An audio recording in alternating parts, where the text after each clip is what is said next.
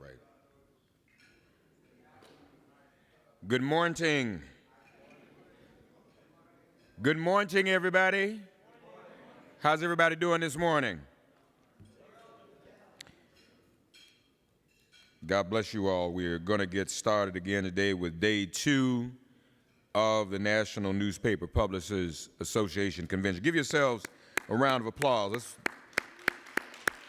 Let's get ourselves wide awake. Hope everyone is enjoying breakfast, and we are grateful for breakfast. I'm sure all of you have already blessed your food. How many of you all enjoyed yesterday? Everybody had a good day yesterday? Has this not been a great convention? We have another full day today, and we look forward to sharing that with you. But we're going to begin this morning with an education video. Is Dr. Chavis in the room? Dr. Chavis, you want to make some opening remarks right now, or are you good? Huh? Gonna wait a little. Dr. Chavis wants to wait a little while. Okay. So let's start with his education video. This is an interview between Dr. Chavis and Jesse Wally Wilson, President and CEO of Dreambox Learning. And the topic is education with emphasis on mathematics. We learned a lot yesterday from reading with rappers, didn't we? So looking forward to hearing this as well. So let's go ahead and share this video with you. Dr. Chavis and Jesse Wally Wilson of Dreambox Learning, education with emphasis on mathematics. Please take a look at the video screens.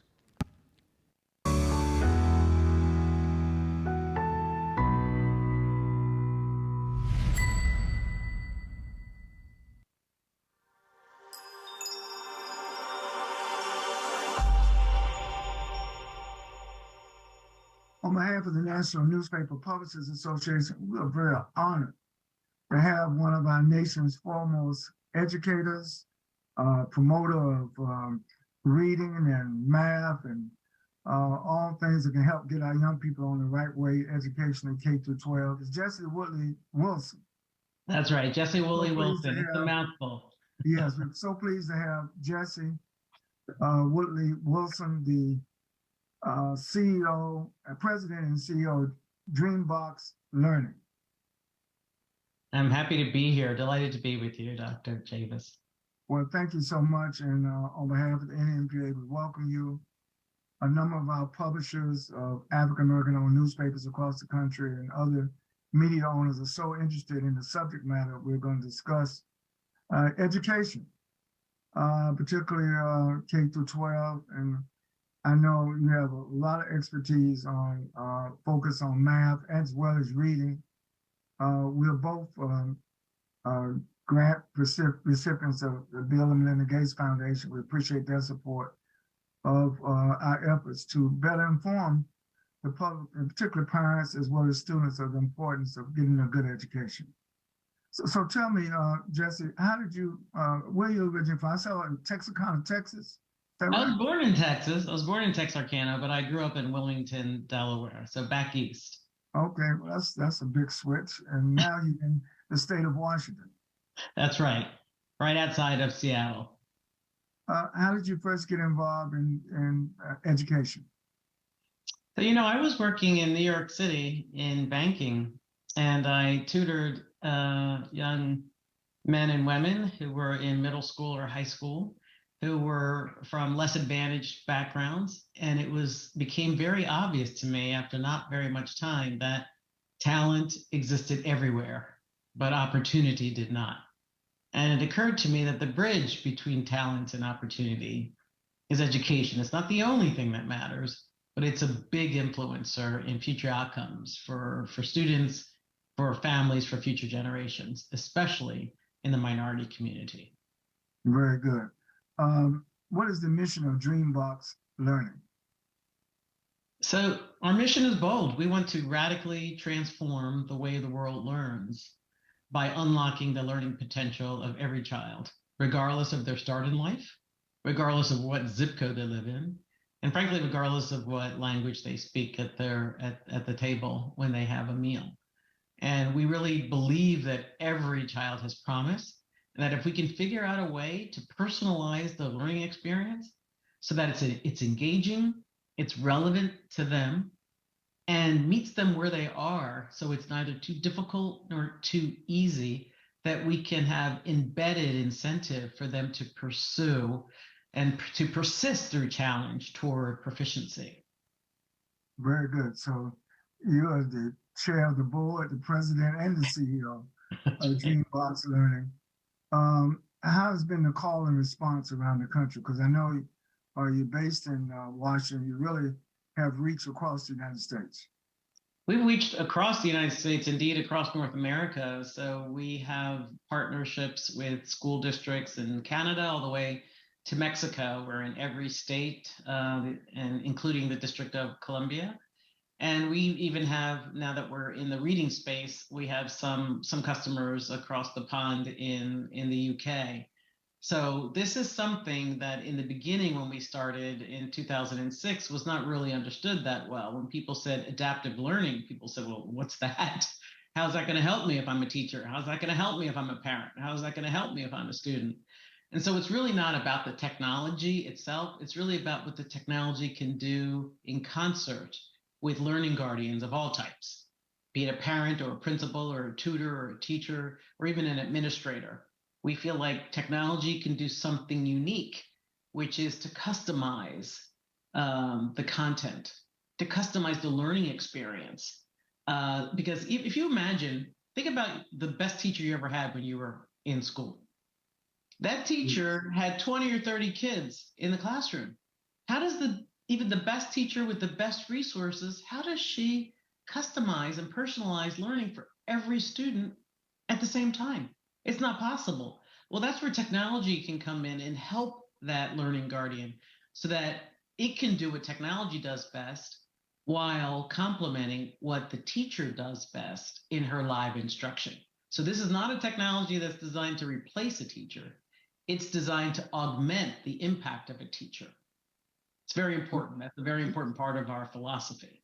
That's a very interesting dynamic because, sometimes in particular, people of color communities, there's sometimes a little fear of technology as being supplanting opportunity rather than enhancing opportunity. I know in the publishing world, a lot of our publishers know that, we're in a digital age, and sometimes people feel that the new technology is going to put our print businesses out of business. But in fact, what we found is that the digital space has actually made what we do as content providers much more valuable. Yes. So it hasn't put us out of business. It can expand the revenue streams. But going now to education, your experience in reading and math, can you explain to our listening audience the intersection of reading and mathematics?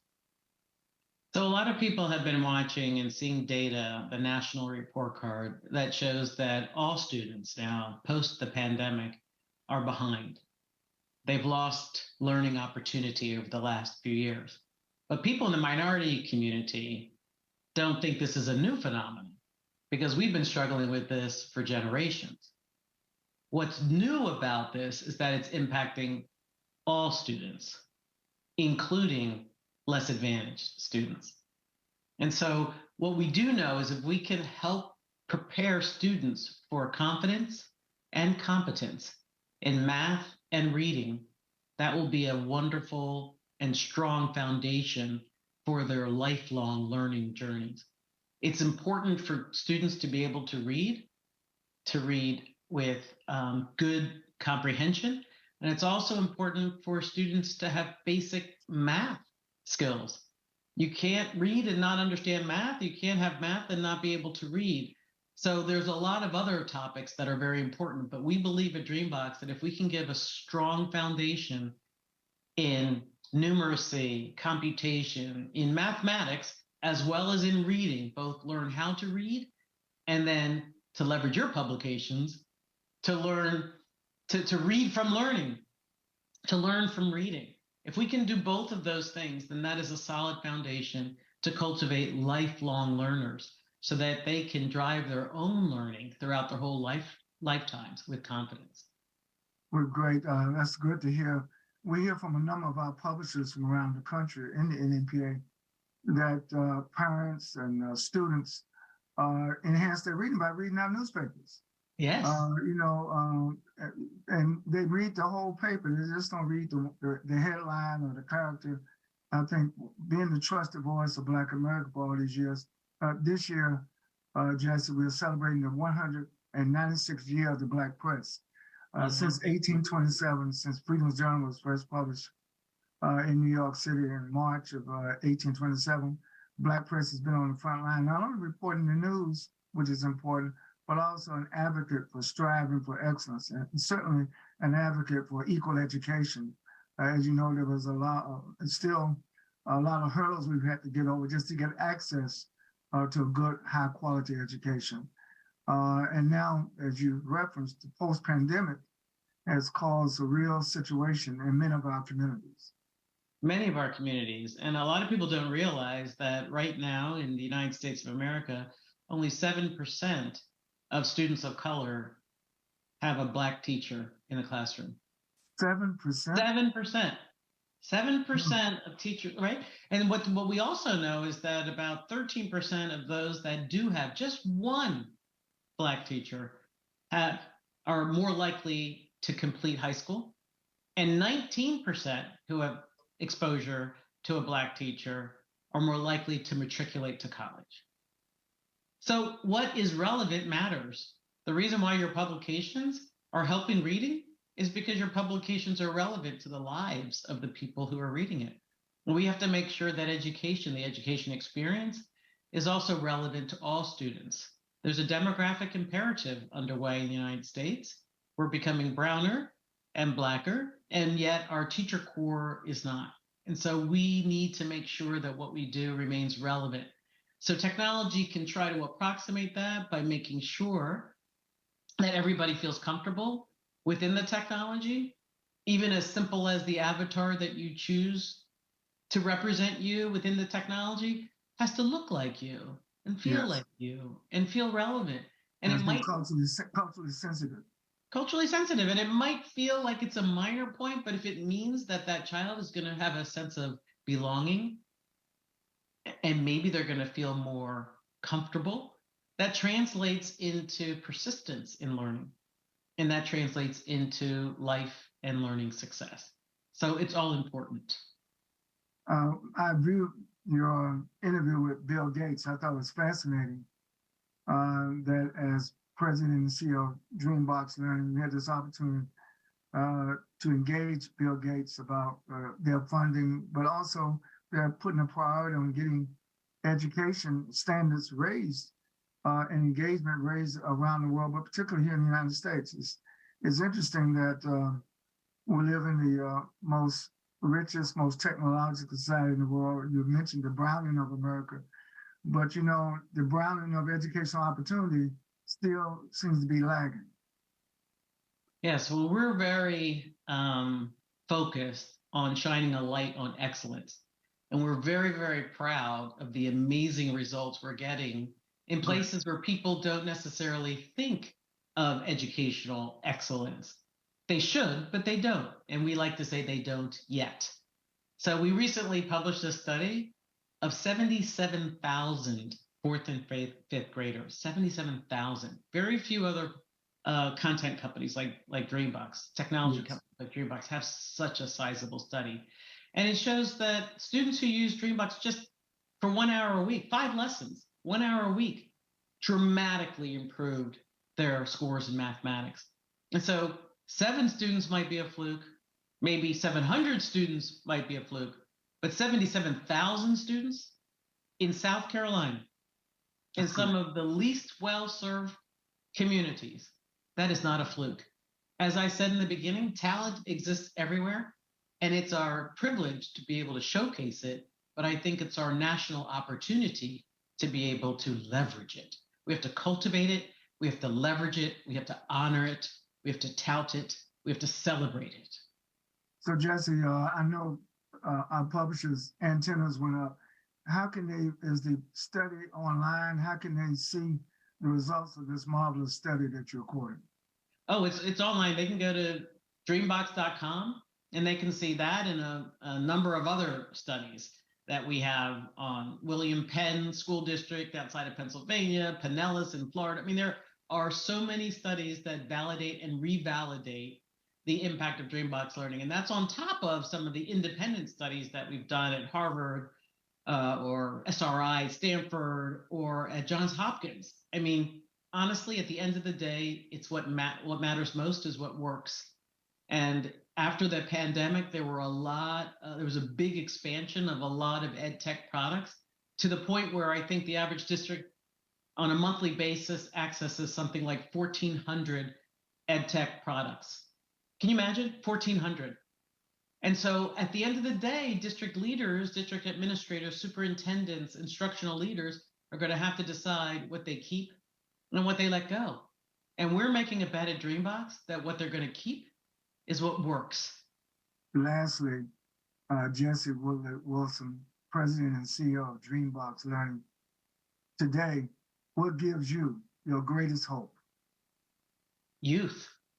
I will tell you that when I'm most frustrated and when I'm in my darkest, most pessimistic moments, and we've had some challenging moments in these United States the past handful of years, I spend time with young people because young people represents hope to me. Young people represents possibilities. They're forming and they are passionate. They have a keen sense of justice. They have a keen sense of what's possible, and they're willing to make personal sacrifices to make things better. So our shared future depends on us cultivating these young people and making sure that we can connect their hopes and aspirations with what's within reach for them. They are worthy. Very good. Jesse Wilson, thank you so much for joining the National Newspaper Publishers Association broadcast. We wish you well, and we're looking forward to us getting even more information from Dreambox Learning for all the various accounts of your success stories. Thank you again. Thank you very much. I appreciate the time, and I really appreciate what you've done for generations to make sure that the news is relevant. So thank you. God bless. Thank you. Take care now.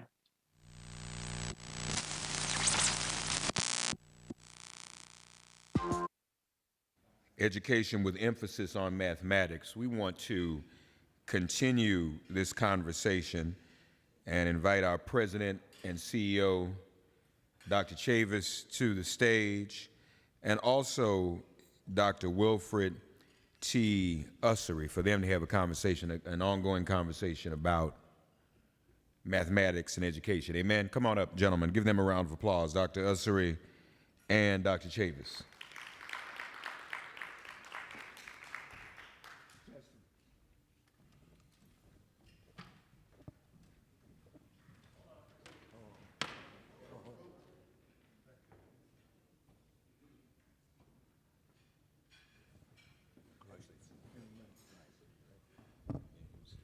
Testing. Testing.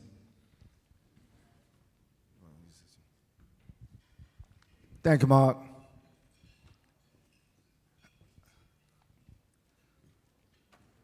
By way of the Oakland Post, which is one of our major publications on the West Coast, Paul Cobb highly recommended that we not have this convention without giving Brother Wilfred Ussery an opportunity to share what he's done in his research and what he knows has worked in the past.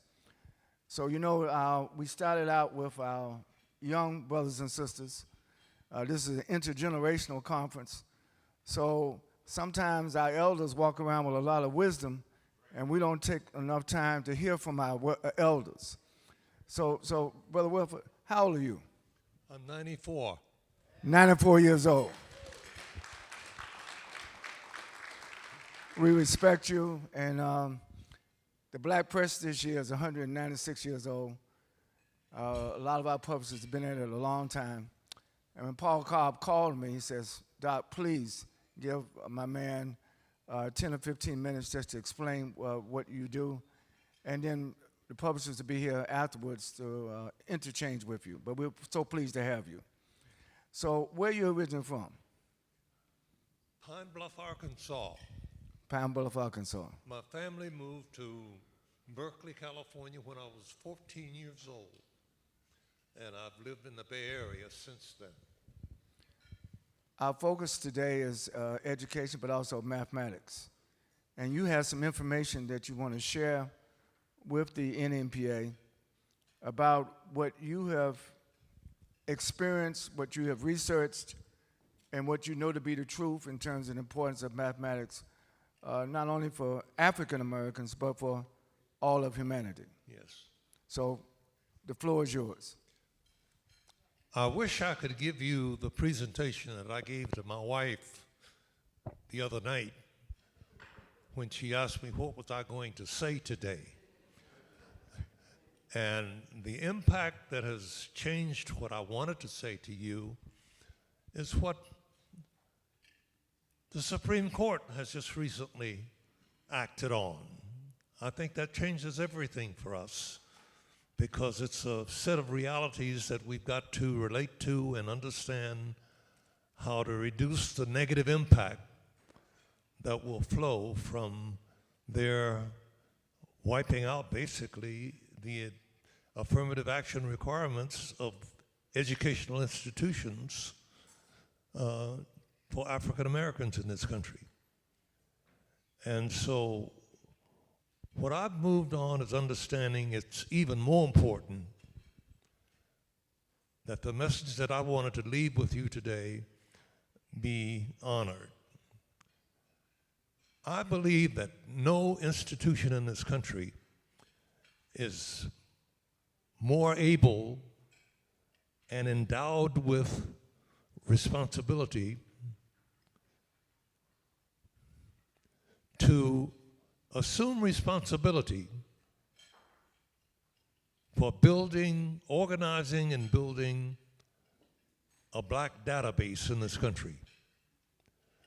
You all have heard, I'm sure, about the hassle that's going on between two communities, one in the, both in the information technology arena and the general public, regarding whether or not artificial intelligence has or will acquire the capability of getting smarter than humans. And to the degree that they think artificial intelligence has the built-in capacity to evolve into a part of our life that could threaten human society, I think it becomes even more important for us to understand the implications of having mathematics as a competence that we as a people have in this country.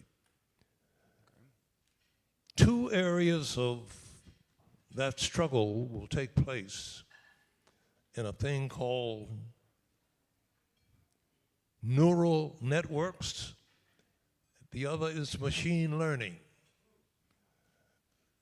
My wife and I live in an apartment where part of our experience... Now, your wife is here with you. Your wife is here with you? I beg your pardon? Your wife is with you. Please stand up, sister. Oh, yeah. We welcome you. Yes. We've been married 55 years. Yes.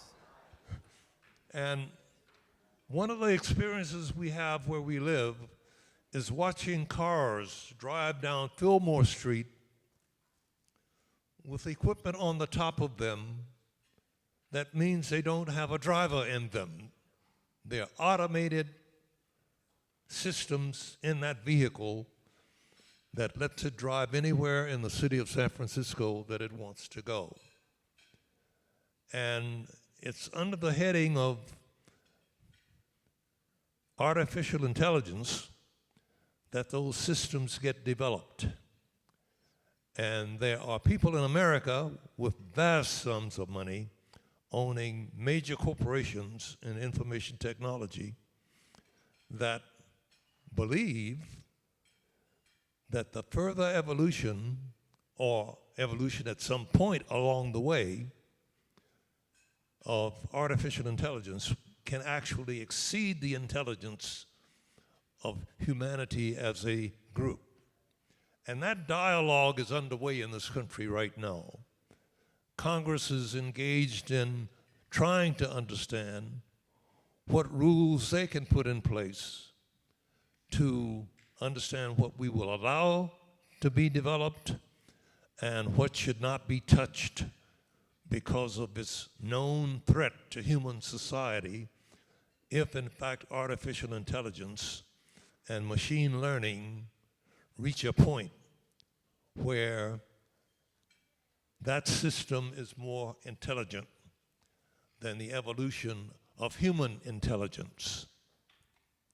And that's something that I'm intensely interested in and have been intensely interested in it since 1974, when my wife worked for the San Francisco Public Schools Commission that took on the task of doing an educational audit of its policies in the city and county of San Francisco, and brought home one evening from work a paper that discussed a thing called a decision seminar room. And I became interested enough in the characteristics of the people involved in decision seminar rooms and how they would function, that I, with my background in architecture, scratched on the back of a plain sheet of paper a plan of what I thought a decision seminar room would look like. Mr. Israel, because of time, when I was talking to you this morning, I said, you have anything you want us to put up on the screen? You had this thick book. I said, show me 2 graphics that I can take a picture of, send to my tech team so we can put it up. So can you put up graphic number 1, please? And then you can explain why you drew this. What does this represent? I can barely see. It came from your book. Well, anyway, a decision seminar room is a 60-year-old concept now, has not been built, but It's called a decision seminar room. It involves creating a space where individuals can access and interrogate the internet for information that they need to supplement the dialogue that they are conducting and where they are conducting a problem-solving dialogue. And the question came up in one of my conversations with the individual who conceived the decision seminar room, Dr. Lawrence Faulkner, that this space, having the quality of being internet accessible, given the future growth of data banks and what have you, will become at some point in the future an important part of human intelligence staying ahead, if you will, of artificial intelligence. So 1974, most of us had not even heard about the internet. It's 1974. It's 2023 now. And while there's a lot of debate now and conversation about AI, artificial intelligence today, what you're explaining, if I understand you, that decades ago, people were contemplating the use of technology to get to where we are today. That is correct. Right, okay, got you. So in terms of the black press, I'm gonna put up your other diagram because we're almost out of time, but I want you to, how can publishers reach you? I know you work with the Oakland Post. Paul Cobb is the publisher, who we all respect. But can you give out a website? Can you give out some information so the publishers can do further research on this? Because in all of our markets, not only young people, but people of all ages are wondering about, and some even fear, artificial intelligence. Fear this particular use of mathematics and coding along the lines that you have described. But I just want to make sure that the public get benefit for the few minutes we have with you. If you could give out how people can get in touch with you, how we can do a follow-up to this preliminary discussion this morning. How can people reach you, Brother Uzuri? I can be reached in San Francisco at 415-931-9465. And Say that one more time. I see people Yes. taking down the number. and I'll be around the conference so that I can continue to share any numbers that you need to be in touch with me or my wife. But the other part of what I wanted to say on this is that in a conversation I had with Dr. Faulkner, he asked me, how can you do several of these decision seminar rooms close to each other? And I told him it would take a lot of area, more than one would think, almost like designing a secondary ed school or something. That it inspired me to take on the task of what happens if you stack them vertically in a structure. And that's the second slide. that I Second have. slide. And again, Mr. Uzuri, I want you to know, this is being live streamed. So people all over the country are watching our 94-year-old brother educate us about AI. And we're getting some, social media is instantaneous. A lot of young people want to know, where did this man go to school? How did you learn all this? And how you're able to retain and share this information. Your second graphic is up now. Well, the way I got into this was going through City College of San Francisco in an architectural drafting program and working better than 30 or 40 years in the field of architecture. All of you have seen the Warriors play basketball. I worked 2.5 years as the design draftsman for a guy by the name of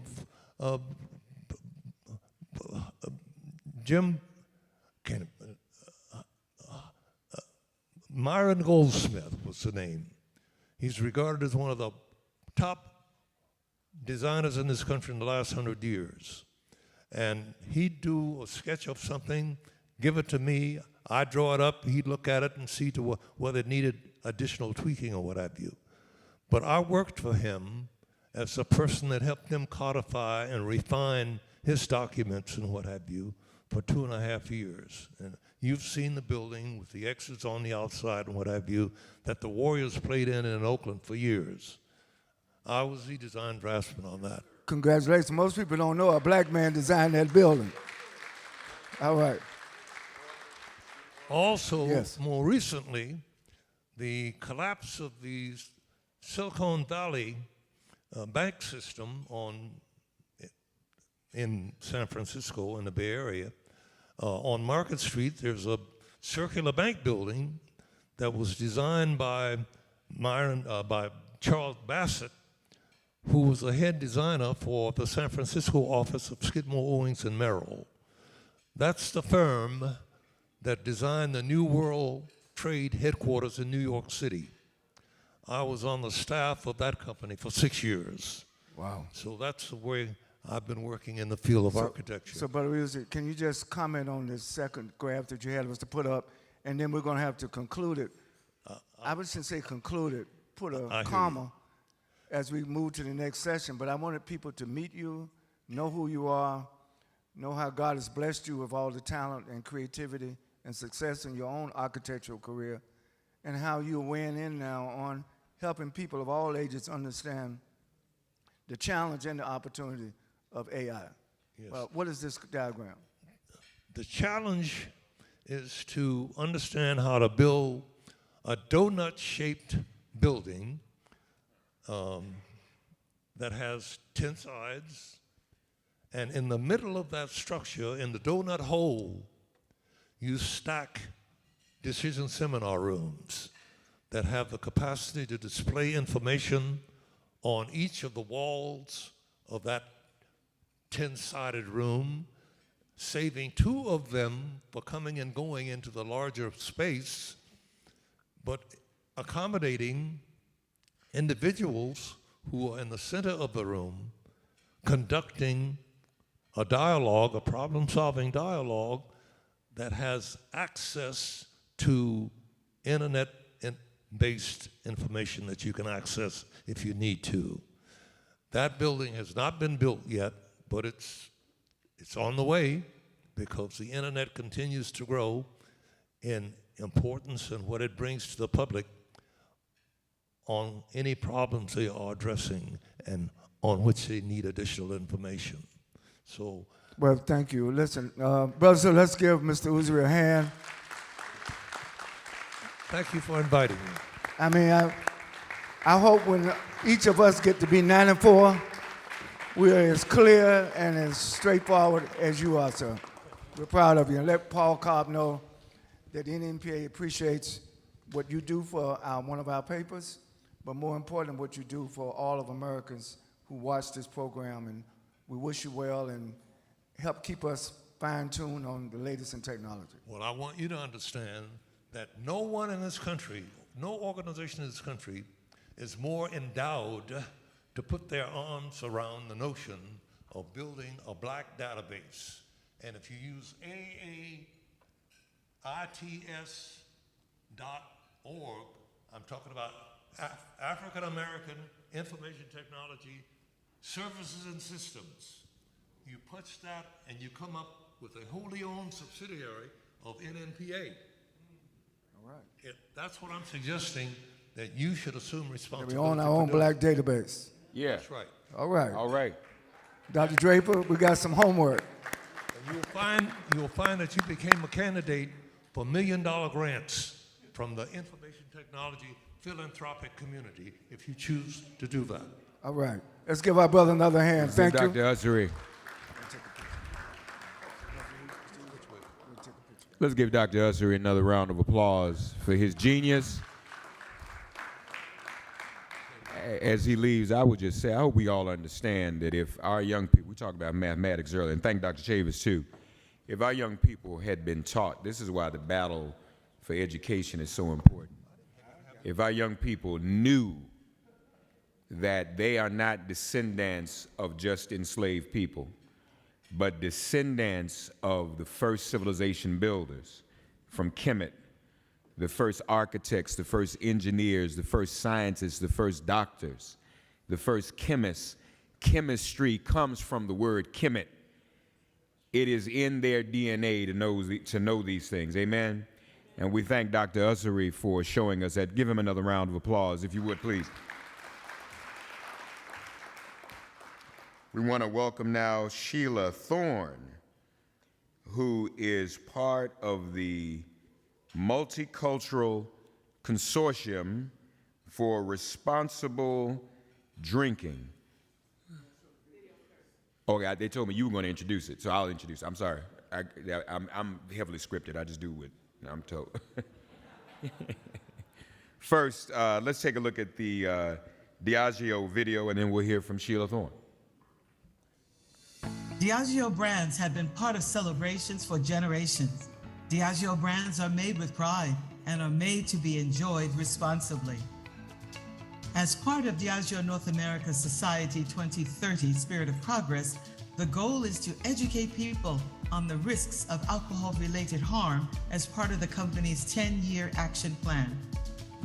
In 2022, then President of Diageo North America, now Global COO Deborah Crew, and Stephanie Childs, Executive Vice President Corporate Relations, were actively supporting an assembly of a diverse group of leaders from across the country. In 2022, we met in Washington, D.C. to begin a cultural dialogue and establish a framework to develop a national public awareness campaign to reduce alcohol misuse in communities of color. There was an outreach to Black, Native American, and Hispanic leaders across the country, and the Multicultural Consortium for Responsible Drinking, or MCRD, was formed, a working group focused on increasing awareness of the risks of alcohol-related harm, promoting moderation and mindful drinking.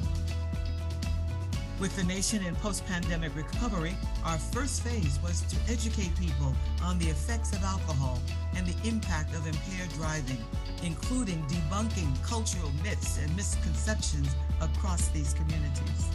We utilized the Diageo website, Wrong Side of the Road, an interactive digital experience featuring real stories of impaired drivers who share their consequences. And drinkiq.com, a dedicated responsible drinking website available in multiple languages that provides information and practical advice on the use of alcohol. Once the outreach began, the information was well received. But most importantly, we're here today because of the support we have from Diageo. Let's give them a round of applause. Diageo is an alcoholic beverage company, and they have started a new campaign around responsible drinking.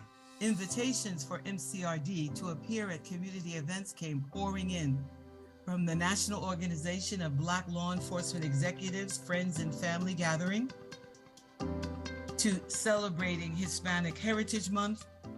Hispanic Heritage Month is very important for all Latinos. And what we do is we celebrate Latino heritage, because there's so many of us different from different countries.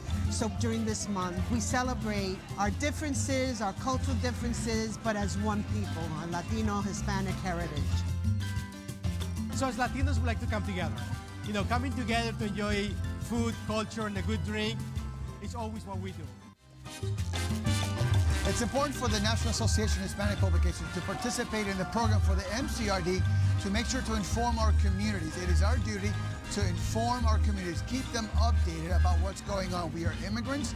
We come from many different nationalities. The point of the MCRD is to educate them on the best habits that we have here in our new nation. So it's important for us to celebrate, to come together.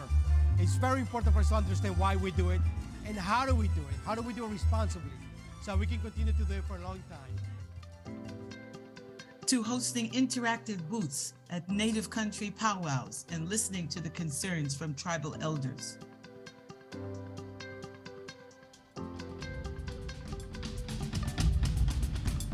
My name is Ayanna Smith and I'm from the Shinnecock Nation.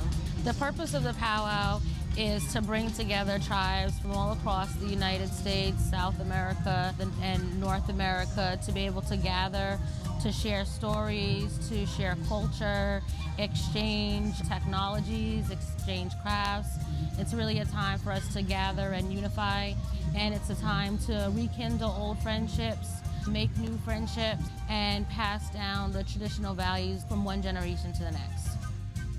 Our powwow has been going on for, I believe it's over 70 years now, and it's an education. It's an opportunity to educate the public about Native American culture and tradition, and it's an opportunity to remind people that we're still here, we still exist, and are a thriving part of the community like everyone else. Powwows are typically an alcohol and drug-free event, and it's a safe space for a lot of people who are in recovery or looking to live sober lives to come together and gather. So we've heard a lot of stories of recovery. We've heard a lot of stories of how alcohol has impacted families and communities and individuals, and we've heard a lot about struggles that people continue to go through. We realize that there's a lot of information that people are just not aware of, and we think this is a great opportunity to share the information with others. I think this is really an important opportunity to be able to raise awareness about alcohol use in tribal communities. There's such a stigma about alcoholism in Native American communities, and there's stereotypes about how Native American people are perceived. And we're at a time in history today where a lot of people, particularly Native people, are seeking healing. They're seeking to reclaim their culture, and they're using culture as a way to prevent and recover from alcohol and other substance addictions. And so anytime we can provide additional education and support to Native people about living a good and healthy lifestyle and to be able to celebrate life rather than destroy life, I think it's a great opportunity. During Native American Heritage Month, we hosted a fireside chat and talking circle with the Shinnecock Nation in the Diageo, New York City headquarters. In partnership with Radio 1, we developed a holiday public service announcement campaign to deepen our cultural community connections and authentically encourage listeners to drink responsibly and utilize drinkiq.com as a resource. The campaign was launched in Philadelphia, Baltimore, and Washington, D.C., and included Be a Good Host kits giveaway on air and in person to drive audience engagement. As the MCRD moves forward, we recognize and elevate the stories and voices of people who are marginalized, deepening community connections, and empowering communities of color with information that can influence positive social change and help those who choose to drink better, not more. All right. Please welcome the Multicultural Consortium for Responsible Drinking Program Manager and Coordinator, Sheila Thorne. Good morning.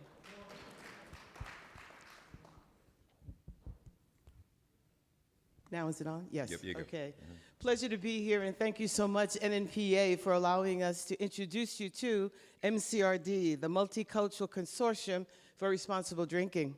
I'm also president and CEO of my own company since 2003, the Multicultural Healthcare Marketing Group, and we specialize in bringing information to communities of color about how to lead productive and quality lives and longevity of life. I have with me one of my team members, Rose Grady.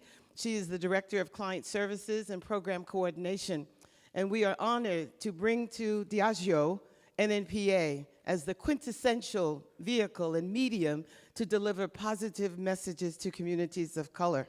There's been a spike in alcohol abuse during the pandemic, and we are concerned about that.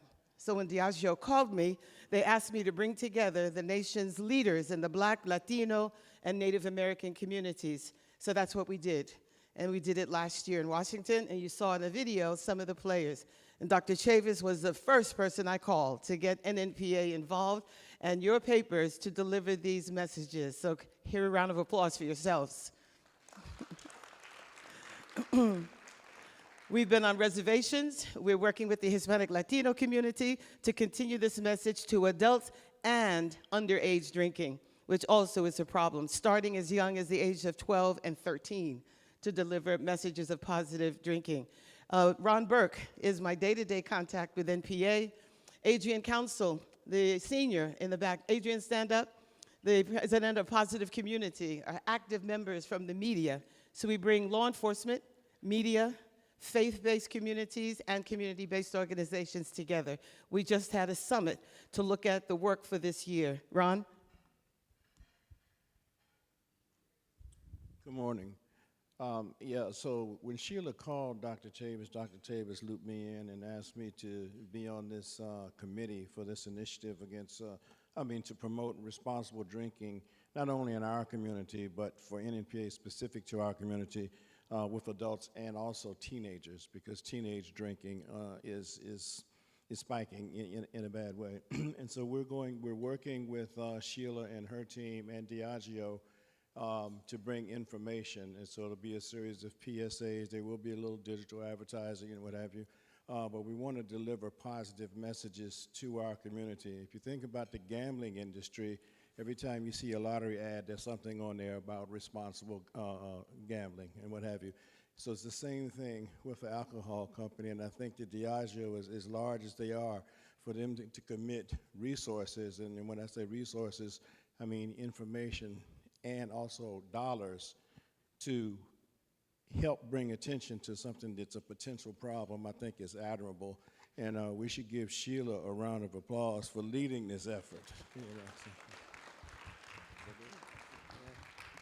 Thank you so much, Ron. It's an honor and a pleasure. You'll be hearing from us as we go national. and you've got to come to a powwow. It is an unbelievable experience of culture, inspiration, of the folks who were here long before any of us got here. So we clearly want us involved, and we obviously connect with communities of color. And by the way, we don't use minority. That's marginalizing, and it's offensive. That's right. We call us communities of color, even though that's not always accepted. It frames it more positively than minority. So welcome to MCRD. Thank you. All right. Sheila Thorne, MCRD. Give her a warm round of applause. Thank you for that presentation.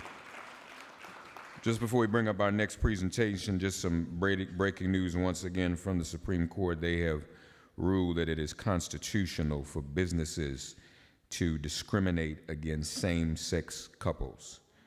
So the beat goes on. Clearly, this court's agenda is to reverse every gain from the Warren Court that ended segregation with Brown versus Board, but that ruling just out and waiting on more even today. So we have our work cut out for us, amen. Here now from Zillow to talk about housing trends in Black America, Zillow's Senior Public Relations Specialist, Tyrone Law. There you are. Hey, bro. You want to use podium? Yes, sir. Okay, help yourself. Good morning, everybody. I just want to start by saying you all are the original influencers in our community. Before TikTok, before MySpace, before Instagram influencers, our community, the Black community, we had the Black press. So to me, it's amazing that 196 years later, the Black press is still thriving, still impacting our community and shedding light on issues and telling wonderful stories. So I just want to say thank you for that, and I'm very honored to be here today. Today, I'm going to talk about the state of housing in Black America, very important topic. Is my clicker working? Oh, I'm so sorry.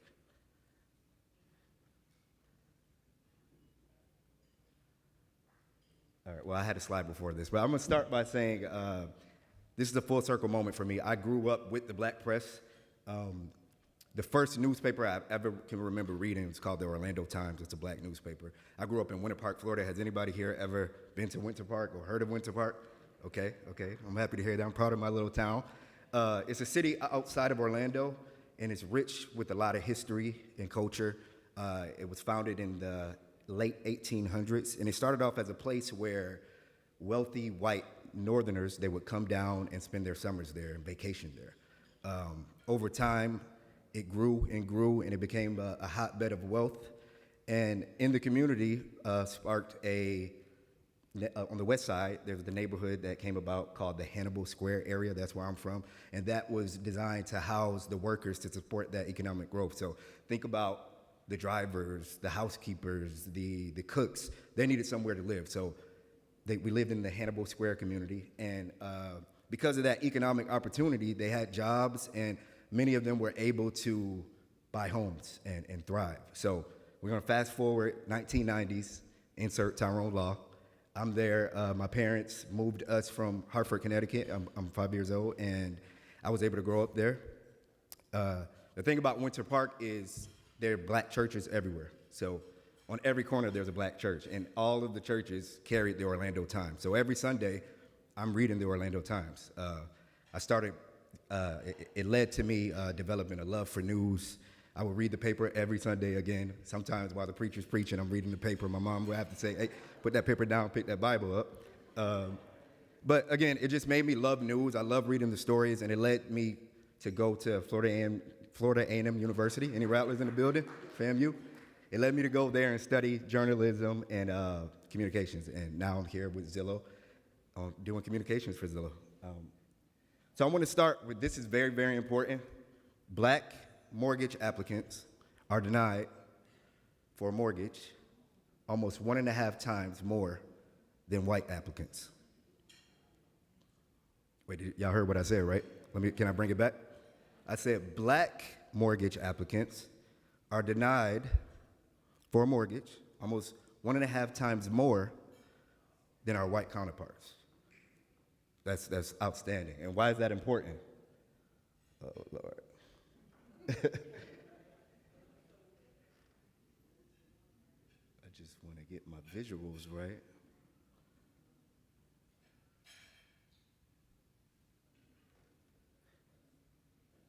We'll get there.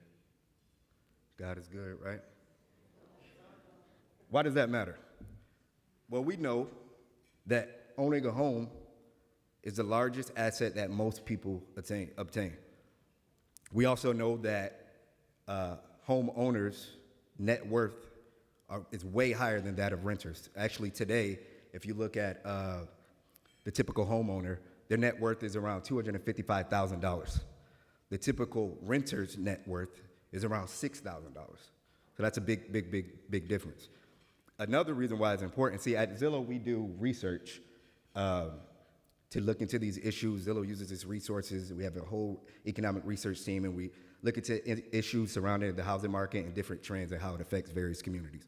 We did an analysis a couple years back that looked at the racial wealth gap. How many of y'all know that the racial wealth gap between black and whites is $3 trillion? $3 trillion. Most of that is attributed to inequalities in the housing market. So if you look at that chart on the right, the bottom there, that represents the current state of black wealth. Now, that line, the lighter blue line on top of that represents the thought experiment. So if home values between white people and black people were equal, and if home ownership rates between whites and blacks were equal, that would shrink the racial wealth gap by $1.8 trillion. So that really just drives the point home about how important it is for our people to obtain home ownership and have the opportunity to access that wealth generation. So again, today we're gonna take a deep dive into examining the current state of the housing market for black people. I'm gonna touch on some progress that we've been seeing and some challenges that we still have to overcome. Let's start with home ownership rates. Black people, our community, unfortunately, we're dead last when it comes to home ownership rates at 44%. So why is that happening? Well, we know about redlining. Many of you all in your papers covered redlining and exposed that basically the powers that be's intentional effort to lock us out of the home ownership opportunities. When we look into the data, we look into the mortgage data, we can see that one of the main reasons that black people are denied for a mortgage is because of lack of access to credit. In fact, if you see the stat there, only 1 in 5 black households have a credit score over 700. That's a big barrier into home ownership. Again, look at the Zillow research. On the right, you can see the chart, and that illustrates another big issue, a big barrier for home ownership for our people, and that is higher upfront rental costs. So we did an analysis, and we looked at upfront rental costs, and people of color, black people in particular, were disproportionately paying more for rental costs up front. So think of things like application fees. That for me resonates very well because I remember being a renter, jumping off the porch, not really understanding the process, and finding out that, wait, you gotta pay an application fee to get a rental. So imagine you pay $50 one time for your application fee, you get rejected for some reason. You have to pay again, another $50, rejection. $100 rejection, that adds up. So when you have higher upfront rental costs, it's harder for you to save for a down payment. So that's a big barrier that we need to address. And one of the reasons why home ownership inequality is the way that it is. Let's talk about home values now. Home values is a big disparity in home values. The typical black home is worth almost 15% less than the typical home overall. Big difference. Let's talk about the proofs in the pudding. You can see the numbers in that graph. Let's talk about why. Appraisal bias. I know there's been a viral story like around last year I saw where there's this interracial couple, a white guy married to a black woman, and they're getting ready to sell their home. So the appraiser comes in, they decided to do an experiment. Appraiser comes in, the white husband, he takes down all photos of his black wife. There's no evidence that a black person is living there at all. And what do y'all think happened? The appraisal is way higher than it was when there's pictures of black people on the wall and there's evidence that there's black people there. It's outrageous. So that is a big barrier into having us generate wealth for our people in generations to come. It's a big problem.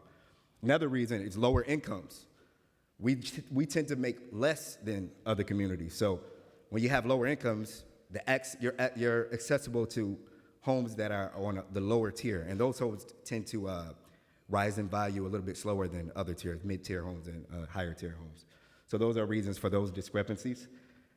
But we have seen some progress during the pandemic, a little progress during the pandemic. We saw that home values for the Black community rose faster than all other communities during the pandemic. And the reason we saw that is because during the pandemic, we saw mortgage rates reach record lows. So when that happened, the market was flooded with people. And we've been underbuilt in America since the Great Recession. We don't have enough supply to meet the demand. So when you have that low interest rate environment, the market gets flooded, supply and demand, home prices go through the roof. So for those who were fortunate enough to be homeowners during that time, we got to see a lot of equity there because when you have prices rising like that, the demand for more affordable homes increases, and then that in turn makes home prices go up. And a lot of our people in our community benefited from that.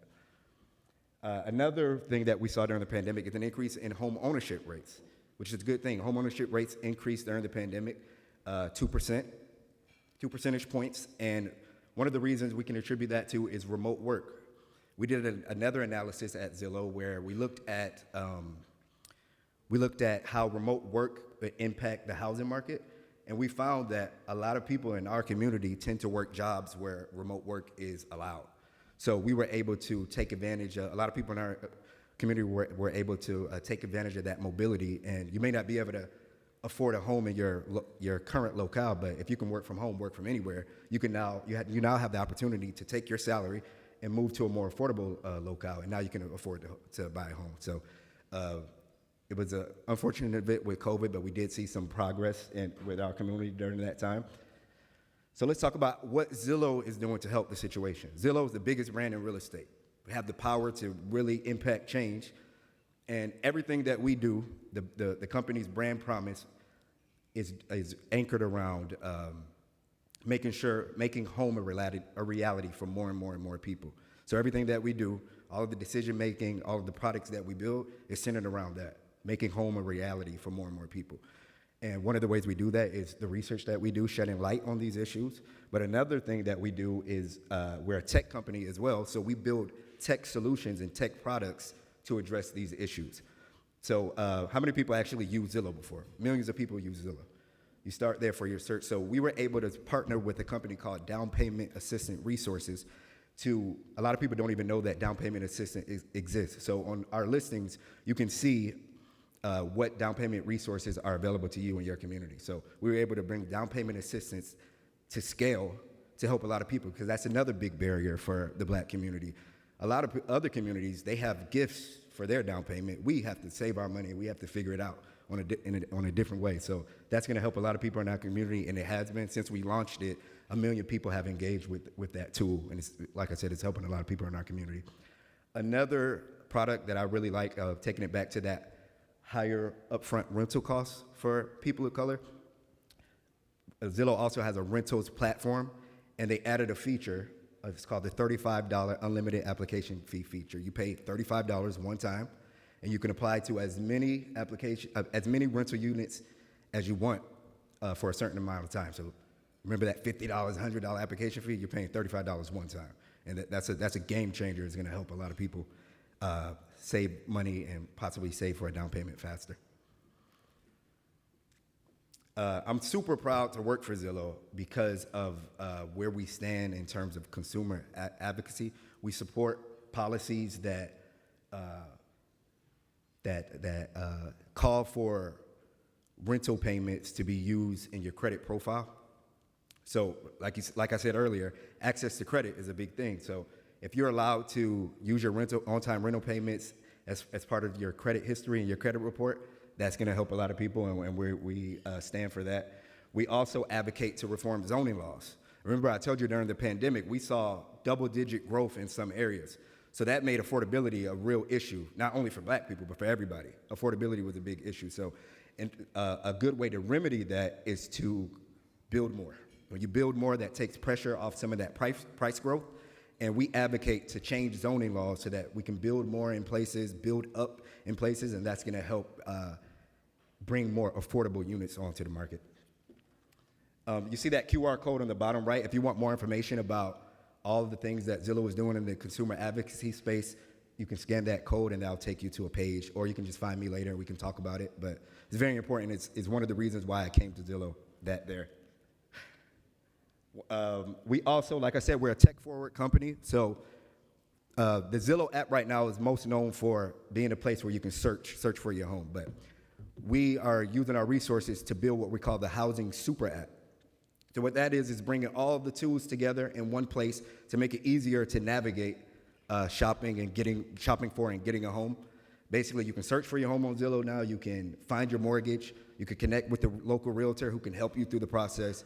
You can figure out how much home you can afford via our mortgage and affordability calculators.